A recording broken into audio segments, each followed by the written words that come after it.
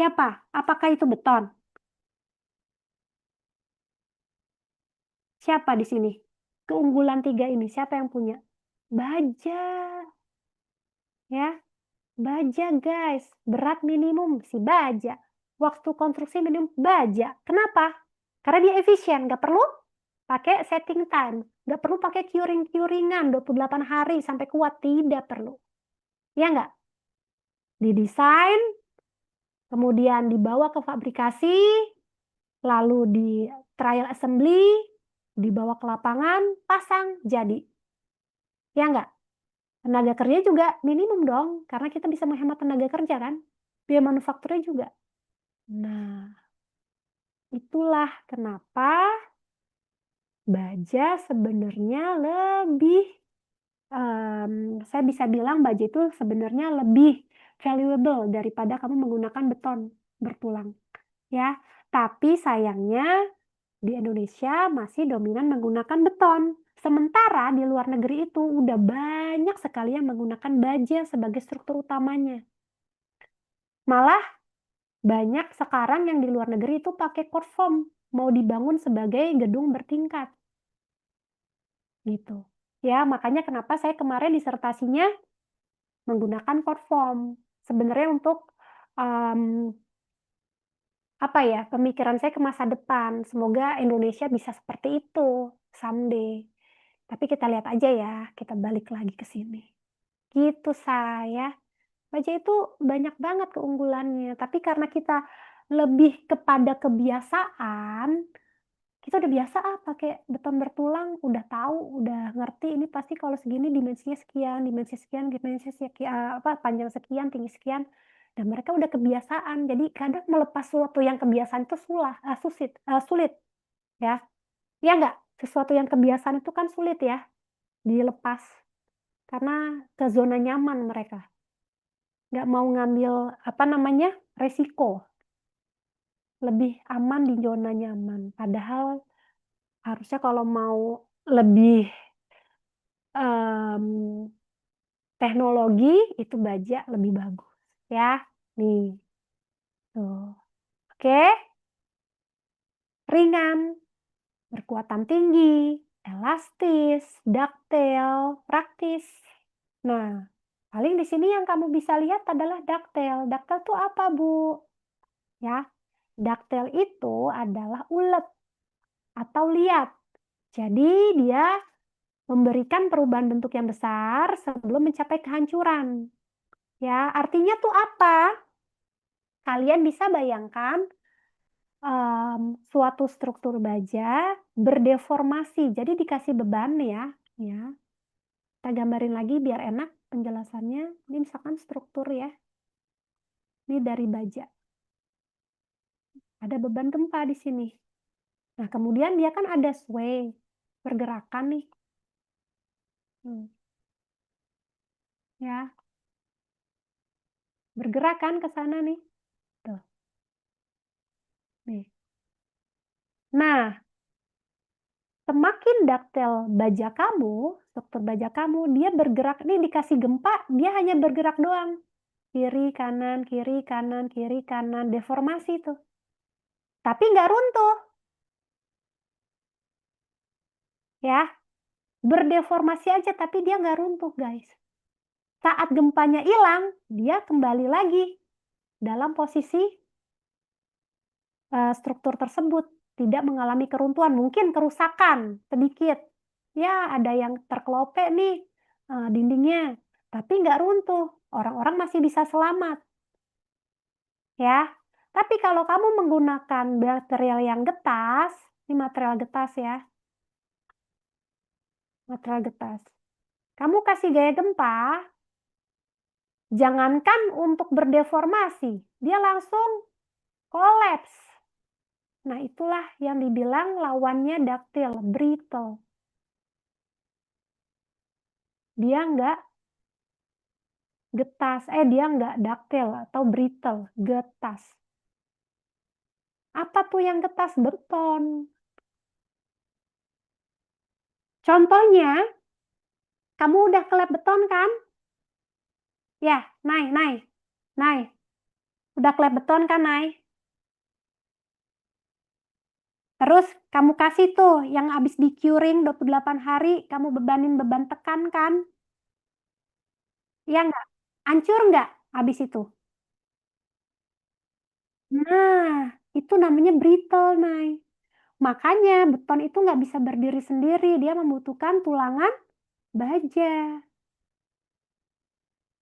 Ya, paham kan?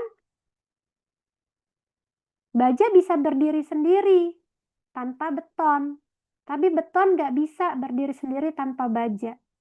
Keren kan filosofinya? Ya, paham ya? Makanya kenapa beton bertulang. Dia kuat tariknya dari baja, kuat tekannya dari beton. Oke. Nah, oleh sebab itu di baja juga tidak ada pengujian tekan. Yang ada pengujian tarik. Ya. Nah, ini kalian udah paham kan daktilitas? Memberikan deformasi sebelum mencapai kehancuran. Kalau deformasinya semakin lama tanpa mengalami keruntuhan berarti semakin detail. Tapi kalau udah langsung kolaps berarti dia brittle sifatnya. Nah, sekarang balik lagi ke sini. Ada pertanyaan nggak sampai sini?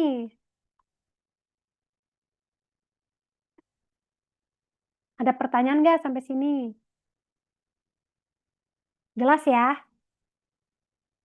Kalau jelas, kita lihat kemari. And show. Enak ya ngabuburitnya sambil belajar ya guys? Ya nggak sih?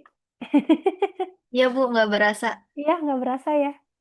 Digedongingin Bu Widya nih gue nih. Nah, ini lihat nih ya.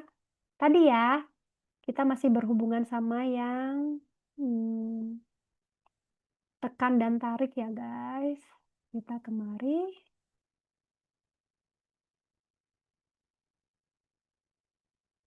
Nah, perhatikan ya. Ini ada yang namanya spesimen uji tarik baja. Biasa kita sebut kupon tes, uji kupon ya. Ini material uji tarik baja. Nah, lalu dibebani seperti ini nih, uji tarik. Perhatikan ya. Nih, ini nama alatnya UTM, Universal Testing Machine. Ini mau dijepit supaya bisa ditarik. Nah, ini hasilnya nanti terekam di device laptop. Ini saya cepetin ya. Dia lagi mengunci. Nah, nah, nih, mulai pengujiannya.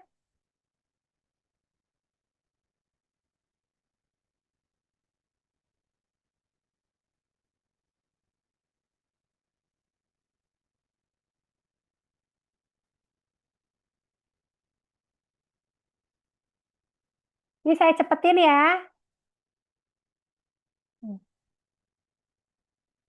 Ini terus ya, ditarik terus, ditarik sampai dia putus, guys. Nih.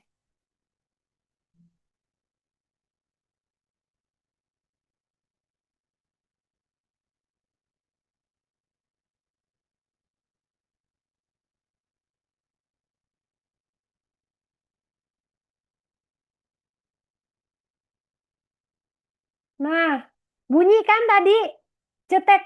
Nah, itu artinya udah putus. Nah, saat putus ini keluar nih.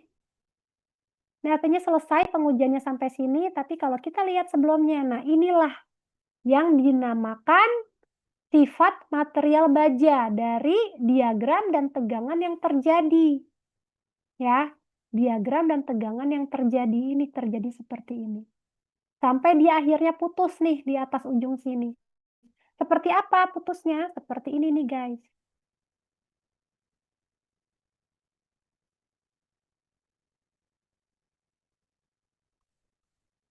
Kelihatan? Terlihat guys? Kelihatan Bu. Oke. Iya, ini putusnya begini. Tuh. Ya. Kalau kalian perhatikan dengan detail, nih ya,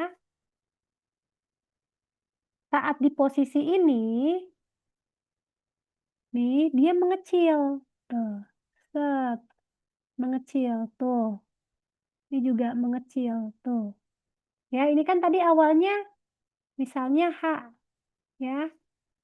Nah, ini jadi mengecil seperti ini. H kecil misalnya. Nah, ini artinya apa? Ini deformasi baja, guys. Dia terjadi pengurangan luas permukaan. Permukaan yang tadi H menjadi H kecil, terus akhirnya dia mencapai batas ultimate-nya, lalu putus. Nah, seperti apa gambarnya? Seperti ini. Kembali lagi ke laptop. Nah, ini dia. Tuh, sifat material baja ini adalah sifat baja yang bisa kita lihat dari diagram tegangan dan regangannya. Di mana tegangan P per A, ya, sedangkan regangan adalah delta L per L. Tadi ya, H diambil H kecil adalah delta L per H-nya. Itulah regangan. Nah, ada 4 daerah di sini, elastis, plastis, strain hardening, sama necking range. Apa itu, Bu? Saat kita di daerah elastis, artinya di sini hukum Hooke masih berlaku. Contohnya seperti karet yang kamu putusin, karetnya terus kamu panjangin, misalnya panjangnya 10 cm. Terus karet itu kamu tarik sampai panjangnya 20 cm. Terus kamu lepas. Dia kembali lagi ke bentuk 10 cm itu.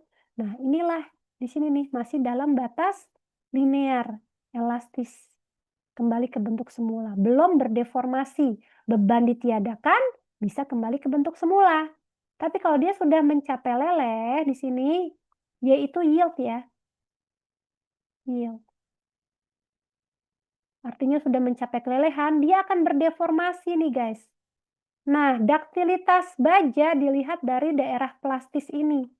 Semakin panjang daerah plastisnya, dia semakin daktil. Ya, karena deformasinya juga semakin panjang. Tapi kalau daerah plastisnya cuma sedikit, sempit, berarti daktilitasnya juga kecil. Ya. Kemudian terjadi penguatan regangan. Penguatan regangan sampai batas ultimate-nya putus, des tadi. Ya. Ada necking range, pengurangan luas permukaan. Necking range ini pengurangan luas permukaan, makanya dia langsung putus di sini. Failure atau collapse ya. Atau fraktur. Fraktur itu putus, ini sama aja istilahnya. Nah, regangan di daerah yield adalah yield atau regangan yield. Regangan di daerah strain hardening sama plastis disebut regangan strain hardening.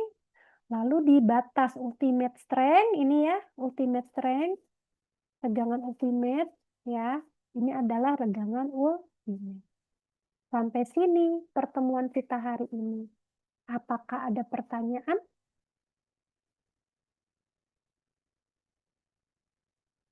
Sama ya, kelas sebelumnya juga sampai sini, dongeng 2 jam. Ada pertanyaan, guys? Halo, Cukup, Bu. cukup. Cukup ya kok? Iya, nah gitu. Ginaya berarti masih semangat. Si Rizky kayaknya udah ngantuk tuh. Ki, tahu nggak biar nggak ngantuk ngapain, Ki? Ngapain tuh, Bu? Ayo kita kuis, siap-siap semuanya.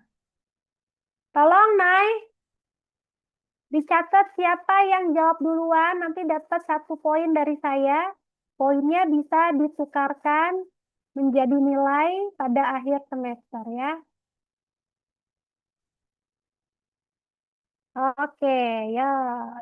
Ini udah ya, dicatat, difotokan. Nah, ini kita stop share. Nah, kita kembali lagi ke sini.